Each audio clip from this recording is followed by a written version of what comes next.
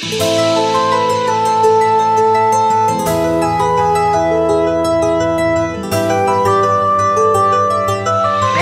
by Sai Records.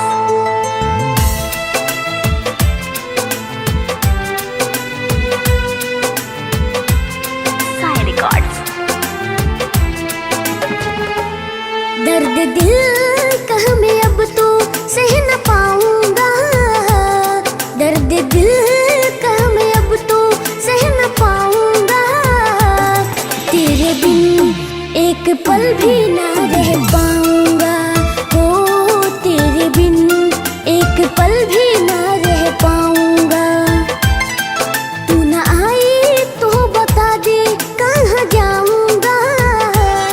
तू ना आई तो बता दे कहाँ जाऊंगा।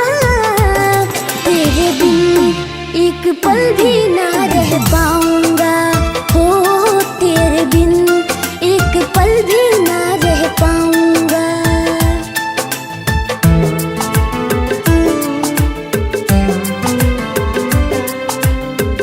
Presented by Sai Records.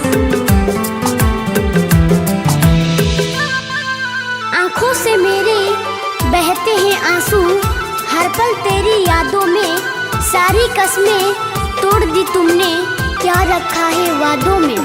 आंखों से मेरे बहते हैं आंसू। हर पल तेरी यादों में सारी कसमें तोड़ दी तुमने। क्या रखा है वादों में।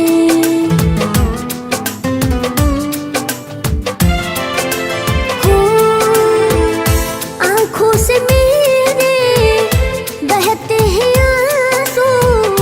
हर पल तेरी यादों में सारी कसमें तोड़ दी तुमने।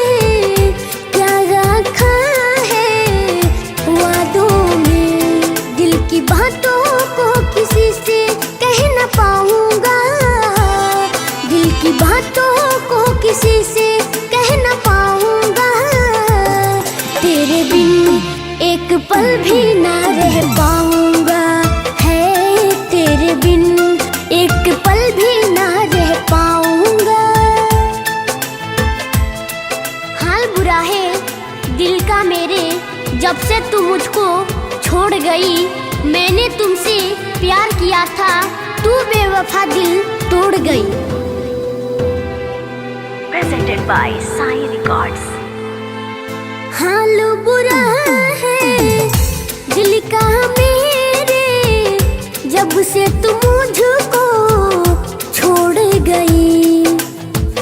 मैंने तुमसे प्यार किया था तू बेवफा दिल तोड़ गई।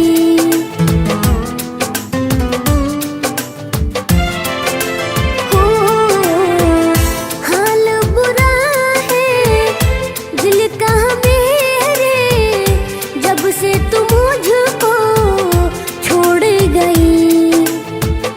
मैंने तुमसे प्यार किया था तू बेवफा दिल तोड़ गई। बन के आँखों से मैं आंसू बह न पाऊंगा। बन के आँखों